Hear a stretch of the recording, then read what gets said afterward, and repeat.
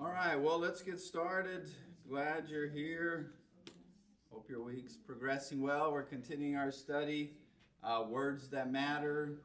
Once again, just as a reminder, the premise of the class is each class we're looking at a particular word that has often a lot of religious meaning and baggage to it, and we're trying to strip away all that cultural, contextual, historical baggage that the word carries in English. And we're trying to strip through all that and try to get back to what the word meant in its original setting. And so then we're trying to understand its context, its culture, the implications of the word, and then connect it to Jesus, and then make a modern application of it. The assumption is that just because you put letters together, you make a word, and everybody's got a general understanding of what that means, that it's not that simple, right? That we're trying to get through a whole lot of things and make sure we're doing it justice, especially because, or also because, the Bible is translated into English, right? That's not the original language. And from somebody that speaks well enough, two different languages to get by, I can promise you that translating is not simple. There's a lot of nuance to it. There's a lot of meaning that comes because of the culture, because of the common backstory and moment in time. And to translate the meaning, you can translate the literal word, but that doesn't necessarily mean you're translating the meaning. And then you have a whole philosophical approach to translating. Do we translate just word by word? Interlinear translation. Get you a copy of that and read through it. It is sometimes not coherent, right? Because you're like, wait a minute, this doesn't make good sense in English. Then there's kind of the idea of a paraphrase, which kind of might be a little too far the other direction. And then there's a whole lot of in between where people try to translate meaning, and that takes often a lot more words. And even then, so it's quite complex. I'll give you an example. In Portuguese, there's an expression that says, a vaca foi pro brejo, which literally means the cow is stuck in the ditch. And you can see the obvious implication of that, right? Well, when people say that, the meaning behind it is you've made some choices and things have gotten bad, right? What would be an equivalent in English? You made your bed, now lie. Yes, you made your bed, now lie, or things are swirling down the toilet. I mean, it just... So if you're translating, do you literally just say the cow is stuck in the ditch? People are going to be like, whose cow? What happened? Why is there a ditch? It might completely make no sense. Another expression in Portuguese is quebrar galho, which would be the translation means to break a stick. So if I'm asking you, Austin, we're having a conversation, and I was like, Austin, you got to just break a stick for me. Austin? Yeah? I mean, what does that mean? Well, in Portuguese, what that means is I need you to just do me a favor. Help me with something, right? And so they're just literal about it. If I need to break a stick, I need you to help me with it. Now, if we just translate that, it'd be bizarre, right? First of all, Austin's over there I don't know what that means, right? So that's just one other reason, on top of all the other reasons we've talked about. So it's important, I think, to look through the words. All right, today we're going to talk about the word Sabbath. Sabbath. Complicated in a lot of layers, especially because we don't keep it, right? We don't keep the Sabbath. There's some other religious groups that do, and I wonder if in response to that, We make the point to not keep it. There's a whole historical baggage to that. But let's try to walk through it, right? Walk through it. So, the Sabbath. Literally, the Hebrew is to Shabbat. Shabbat. I put a little,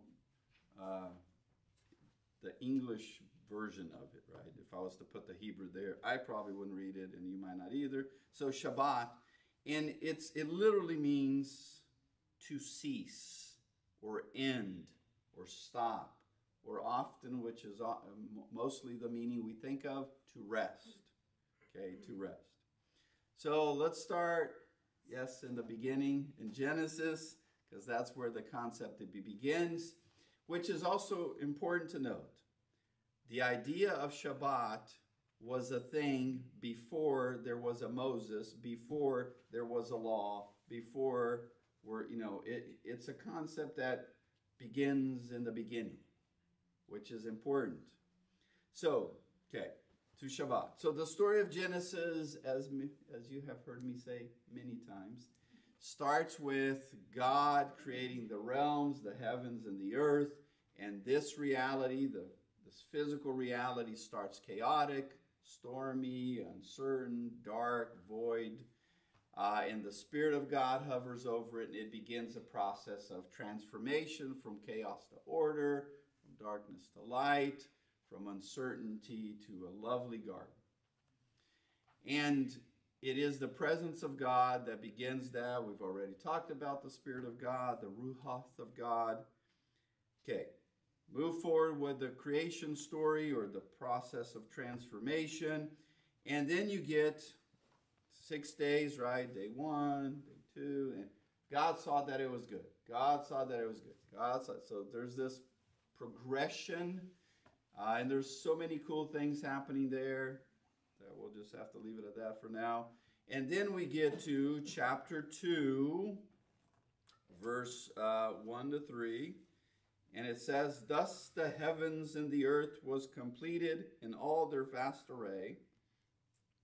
By the seventh day, God had finished the work he had been doing. So on the seventh day, he rested from all his work, or he Shabbat, right? Then God blessed the seventh day and made it unique, or set apart. Because of it, he rested from all the work of creating that he had done."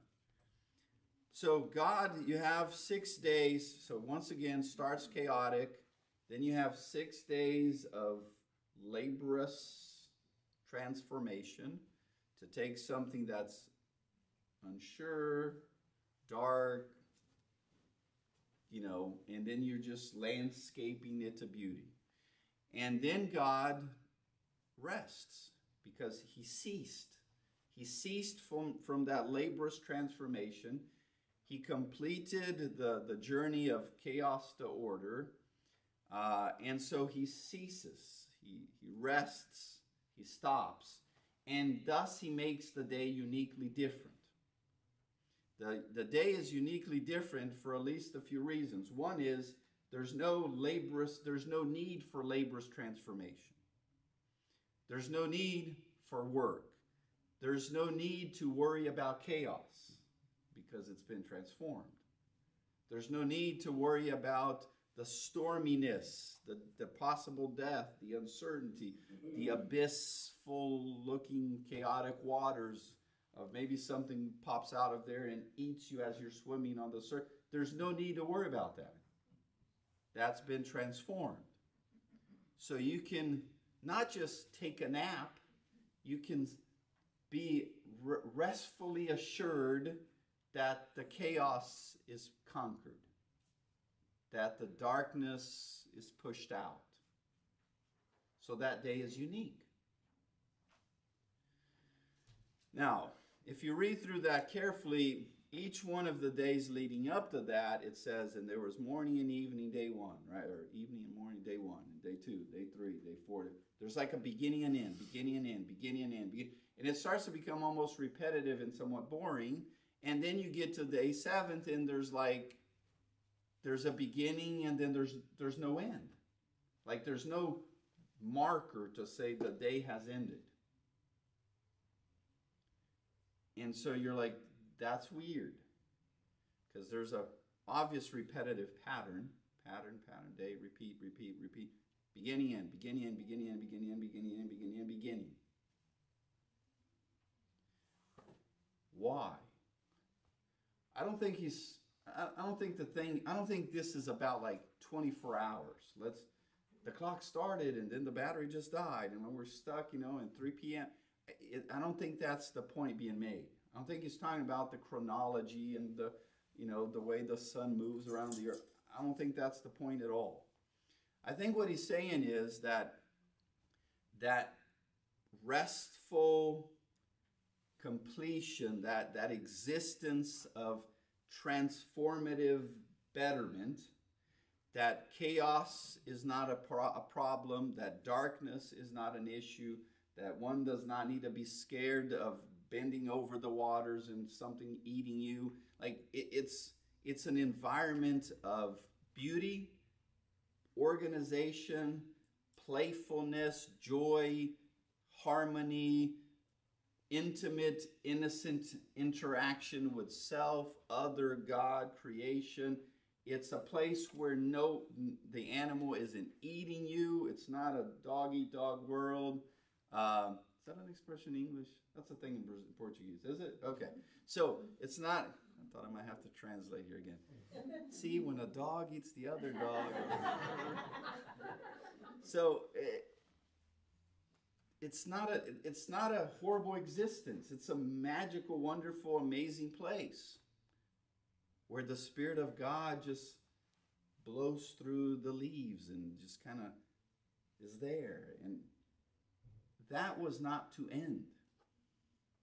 That existence, regardless of what the clock did, it was meant to be like, now let's live the vacation of sorts, right? Why do we take vacations? To rest. Some vacations, I come back more tired, right? Can you have a vacation because of the vacation? What else? So to rest? Rest from what? Yeah.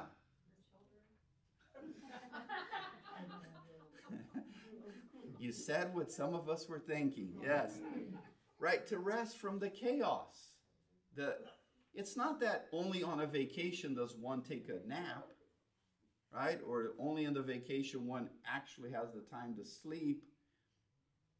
It's to rest from the grind of life. And it's normally a transformative place, right? You try to go elsewhere, right? If nothing else, something that's just different than your routine. Doesn't mean you got to go some exotic land, but you try to go somewhere else, something different. Now, because the day-to-day is quite intense, it's quite daunting, it's quite demanding. So let's say you go to, I don't know, the beach, right? And you're sitting there and you're laying on the sand and you're under a nice little umbrella and you're sipping on coconut water or whatever floats your boat, and there's the gentle breeze, and it's just, are you looking forward to that end? Are you counting the days? How long do I gotta sit here? We just got here. Shh, that's kind of how it is to go on vacation with our kids. It takes forever to lug all this stuff out to the beach. We sit down. Can we go now? Exactly. No, we just got here. When can we go? Later. How much later? Okay. Yeah. Happy place. Take me to my happy place. I'm supposed to be in my happy place. No, you don't want it to end because it's meant to be a break from your reality. Does this make sense? I think that's the imagery. That Sabbath existence, the Shabbat, was not just let's take a nap. It was we're living in an existence where you don't have to have this intense, laborious grind. Now, Adam and Eve somehow got, I don't know, tired of it or thought maybe things are greener on the other side or something. So we have Genesis 3. Uh, you remember what's one of the very notable consequences listed in Genesis 3 that God says to Adam? Yes, you will now have to work hard.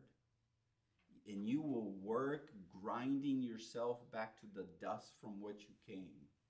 That doesn't sound like a vacation. And not only that, like, it's not going to be easy. Stuff ain't just going to make its way to you. You're going to have thistles and thorns and rocks. Like, maybe he's describing Oklahoma. I don't know. It's not just going to be easy.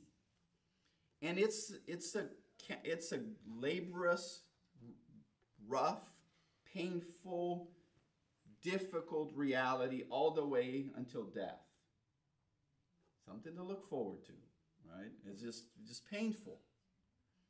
But it wasn't meant to be that way. And God wants to remind humanity that it wasn't meant to be that way. So the transformative process from chaos to order is culminated, achieved on day 7th. And this unique and blessed day was from thereforth, especially since that day's been broken, that reality's been lost, contaminated. It was from thereforth to be remembered and celebrated as a day of rest, a day of fullness, where God ruled chaos into order, darkness into light, formlessness into creation, and uncertainty into life. Well, then we get to the law of Moses. But once again, the imagery of that concept does not show up in the Bible from the law of Moses forward. It shows up in Genesis 1, chapter 1 and chapter 2, and it then is set as a time to remember, therefore. Okay? So let's go to Exodus chapter 20, verse 8 through 12. Remember the Sabbath, remember the Shabbat, by keeping it unique, because it was meant to be unique, right? From its very inception. 6 days you shall labor and do all your work, just like God did. But the 7th day is a Shabbat to the Lord your God. It is almost like a day that you set in the grind of your life to set it aside to the reality that God intended your life to be. It's almost like you're honoring God by taking that pause. And you remember what he's done. You appreciate what he's done. You lament what is lost. Kind of that feeling right when you get back from vacation and you go to work on Monday. You know that? Mm-hmm. Yeah, that's part of what that day is to remind you of. It could have been more like this. But instead, back to the grind I go. So on that day, that's uniquely special, God's going to give some instruction because humanity is just not good at doing its own thing well. So on that day, you're not going to work, neither you, nor your son, or your daughter, or your male, or your female servant, or your animal, or even the foreigner residing in your town. Why do you think there's a list? Because we would leave somebody out, right? I'm going to go sit over here and have some lemonade. The rest of you can go work. I'm going to take a Shabbat to the Lord. Well, no, everybody, even your donkey, even your servant, even your foreigner that might not be on board with the idea of God, they all get to take a break from the grind of life. In the ancient world, rich folks got to have a pleasurable, restful existence. Everybody else got to work until they died. Just that, no break. There was no union. There's no let's go hang out. No, let's go take a nap. It was just grind. But not in this community. This community, it is a God of rest. It is a God that is about transformative, better, peaceful, amazing existence that has moments of remembering that, and everybody benefits. Verse 11, for in 6 days the Lord made the heavens and the earth, the sea and all that's in them, but he rested on the seventh, or he Shabbat on the seventh. Therefore, the Lord blessed the Sabbath day and made it unique. Another way of saying the same thing slightly different is in Deuteronomy 5. And remember, this is part of the Ten Commandments. So this isn't, what's that one law, like 607 in the very back, that nobody reads, and it's like fine print somewhere. One of those laws you don't really have to keep because nobody knows. No, this is top 10. This is top 10. Observe the Sabbath day by keeping it holy as the Lord your God has commanded you. Now it's almost repetitive, almost word for word. 6 days you shall labor and do all your work, but the seventh day is Sabbath to the Lord your God. On it you shall not do any work, neither you, nor your daughters, nor your sons, nor your male or female servants, nor your ox, nor your donkey. He even notes specifically to animals that normally did a lot of the work, ox and donkey, or any animal, not even a foreigner residing in your town, so that they, the male, the female servant, like the ant, they all can rest. Verse 15, here's the difference from the previous statement or articulation of it. Verse 15, because remember that you were slaves in Egypt, and that the Lord your God brought you out of there with a mighty hand and an outstretched arm. Therefore, the Lord your God has commanded you to observe the Sabbath. Why is the Sabbath remembrance important? Because you lived in a community. You lived in a reality where that wasn't a thing. And how did that go? You worked day in, day out until you just died. And they just grind you into the dust. You don't want to live in a world like that. Since you have experienced a world without even a brief moment of Shabbat, you should be exhilarated that God has freed you from that. And the Sabbath observance is a reminder to you that without that concept, you will be back in a world where the rich, the powerful will grind the poor into the dust. Have we not had moments like that in our history? Pick any 50 years. Any. Somebody somewhere is doing that mess. I don't know if there's ever been any 50 years that's not true. Somewhere. So the Sabbath is important. It is so much more than somebody take a nap. Okay? It was meant to be formative. Informative, like it was meant to remind them of something important. It was meant to form them on a weekly basis of what kind of existence they're supposed to have. And then it was also to be about liberation from a world that if you don't remember the Sabbath, you can get back into a world of oppression, where most folks get oppressed and a very few get to be in charge. Right. So, why don't we keep it? That's a question.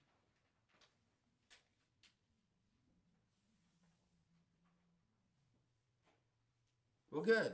Now that was resolved. Okay, a reason that's often given is because we're not under the law. Yes, correct, but incomplete. No, we're not under the law. Most of us have never been Jews, so we've never really technically been under the law.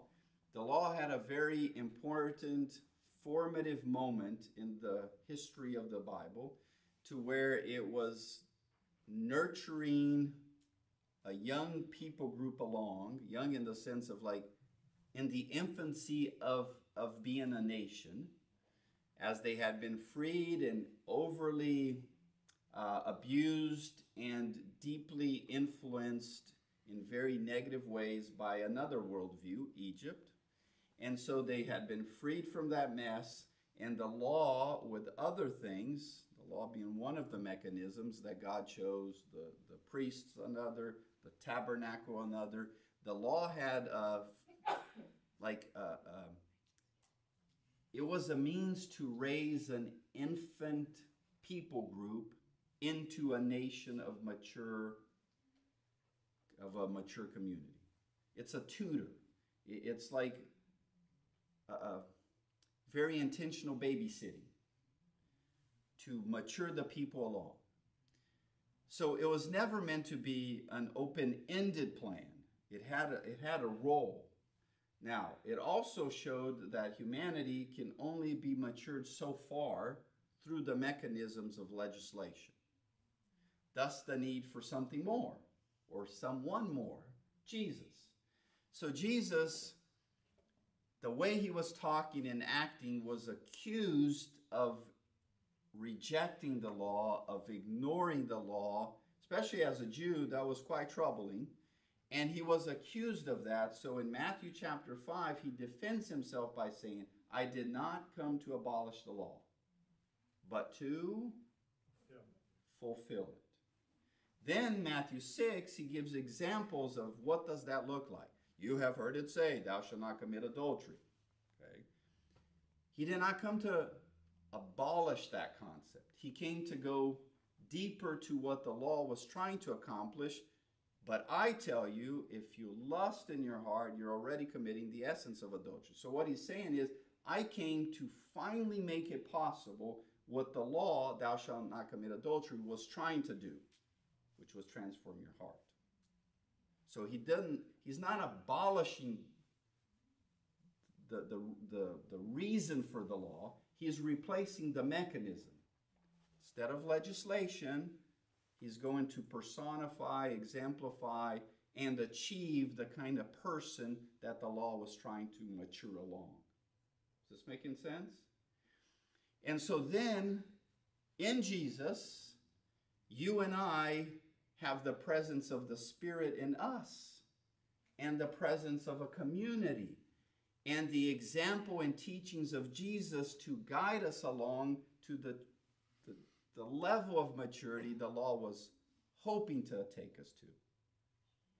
So to say we're not under the law is correct in the extent of, no, you and I don't have to go get a goat, slice the throat of a goat, splash the blood around, and have a like come to Jesus moment with that. Because it's already been done in Jesus. He is the Lamb once and for all. You see the difference between replacing and fulfilling? You and I don't have to go read about, what happens if my donkey accidentally tramples your cat or something, because in Jesus, he has exemplified to us how to treat one another through love and kindness and compassion.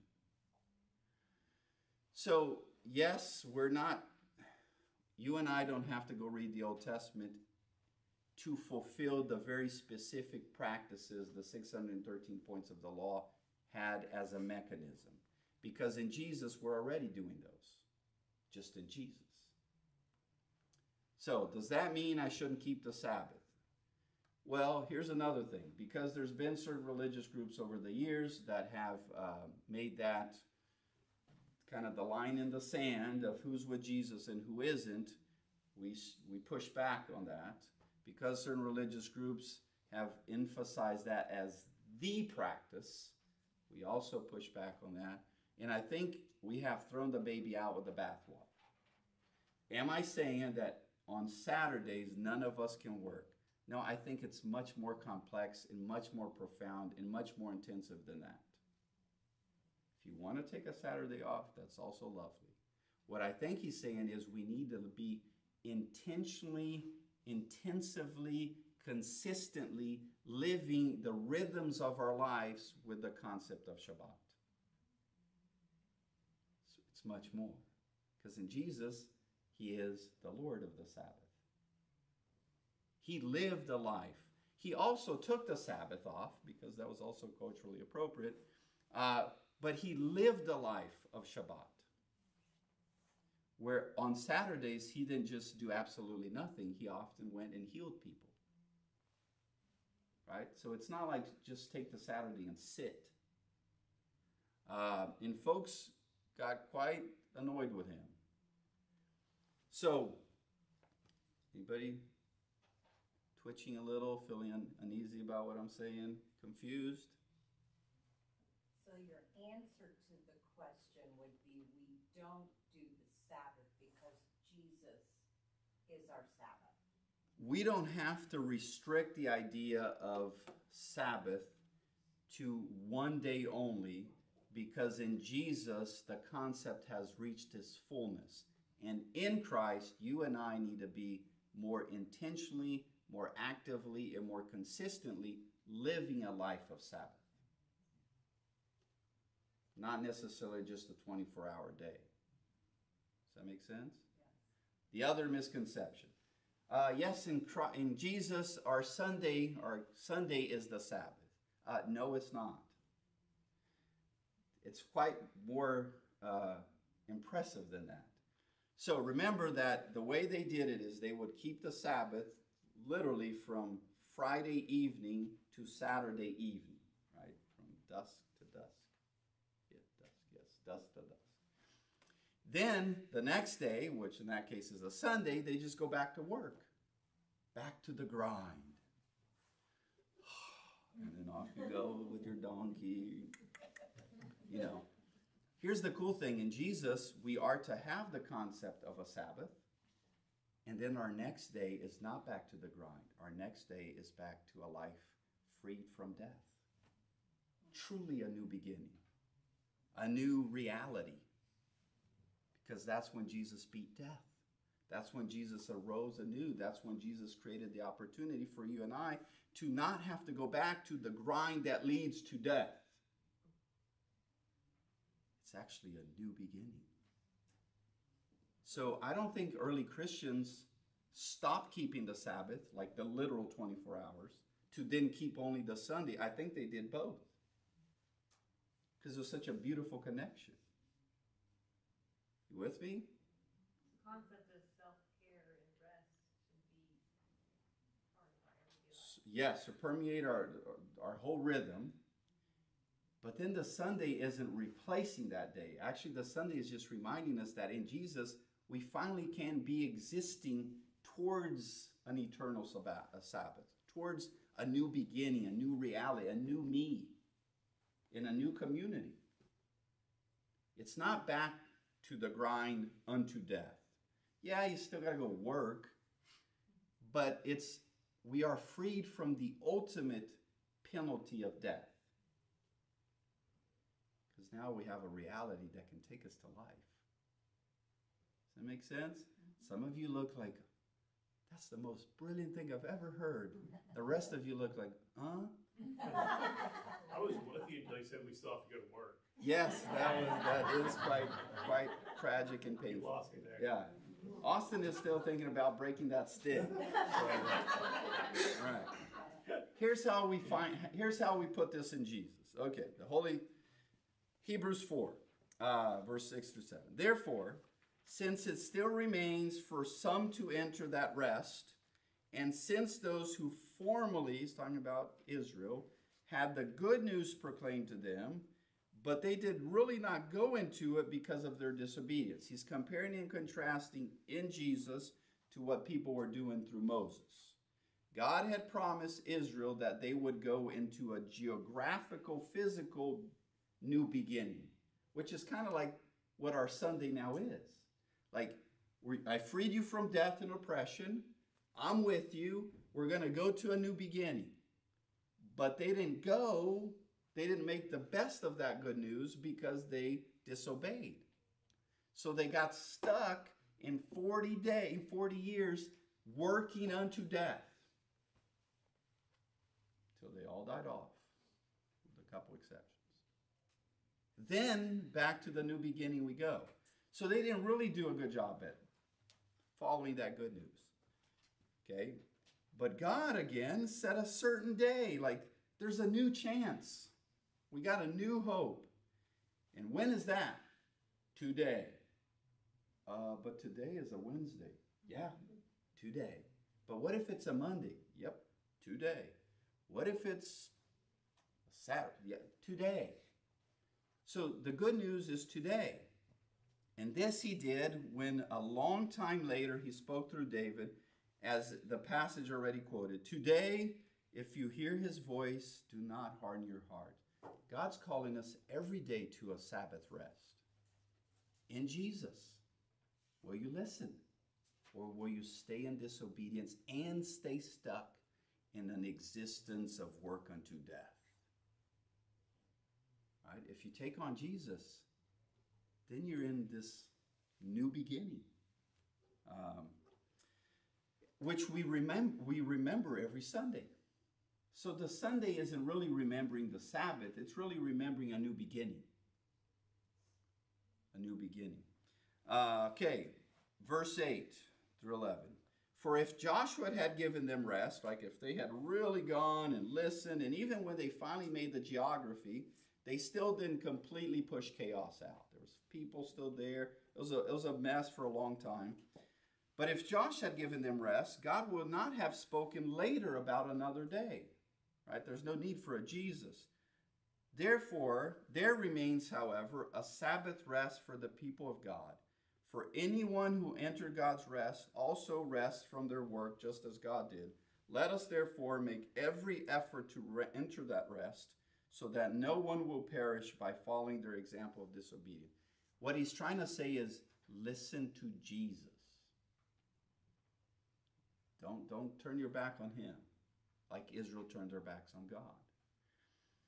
And then he goes in verse 14 through 16, he just goes on to talk about how Jesus is our great high priest. Like he is the ultimate intercessor between us. All right. Here's an interesting thing. Austin may relate to this. So there's this therapeutic approach called cognitive behavioral therapy, or CBT. So it premises, it's a present approach. Like we're going to focus on the now. And it has three main axes or three main points to it. And it starts with the idea like we want to change something, the way we feel. I feel anxious, I feel sad, I feel depressed, I feel angry, I feel whatever, frustrated. Okay, if you've ever tried to change your feelings, how's that go? Have you ever had your spouse venture into saying, oh, you just shouldn't feel that way? Let me recommend husbands not say that, right? Or keep that to yourselves, because that does not change the way your spouse feels. Or have you ever tried telling somebody depressed, you shouldn't just don't be depressed? Try that, Austin, next therapy you have. Okay, since that doesn't work well, here's how we change it. There's two other premises. You either feel a certain way because of a certain belief you have, right? I'm not worthy of anything. Nobody loves me. Some broken belief, or the behavior that your feeling leads to. I feel anxious in that I believe nobody likes me, so I feel socially anxious, so I don't interact with anybody. You with me? How it's all interconnected? Here's the solution. Don't start with your feeling. Start with either the way you think and or your behavior. In a sense, the practice of Sabbath is really trying to change your behavior, which inevitably then will change the way you feel and will help change the way you think. So if you live in a life of grinding unto death, which is a horrible experience, here's how you can change that. And that often leads to us feeling not good enough, not successful enough, not rich enough, not blessed enough, depressed, sad, anxious, angry, frustrated, whatever. Here's one way to change that: by practicing a different reality, a change of behavior. And then the more you intellectually grasp why, so now we're also changing our cognitive process, we'll start changing the way you feel. Does that make sense? Am I on to that? So how cool is that? It's like God was all about cognitive behavioral therapy before anybody even knew to put that in words. God's a good therapist, right? Jesus did a lot of that too. So here's what I want you to think about.